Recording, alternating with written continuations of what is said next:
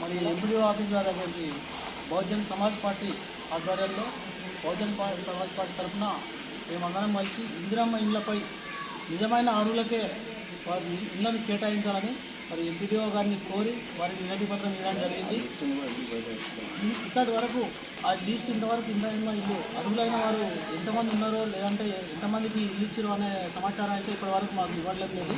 అడిగినాము.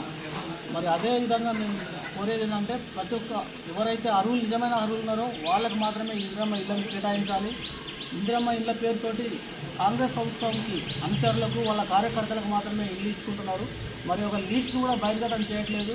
ఆ లిస్ట్ బహిర్గతం చేస్తే మరి ఎక్కడైతే అల్లర్లు అయితే ఏమో పార్టీ సభ్యులకు ఎందుకు ఇచ్చిందని అంటారు అని చెప్పి వాళ్ళు లిస్ట్ పెట్టడం లేదు. మేము బహుజన్ సమాజ్ పార్టీ తరఫున వెంటనే ఇందిరమ్మ ఇల్లు నిజమైన వారికి అర్హులను గుర్తించి వాళ్ళకి మాత్రం ఇచ్చి ఆ లిస్ట్ కూడా చేయాలని బయటపెట్టాలని మేము కోరుకుంటున్నాం.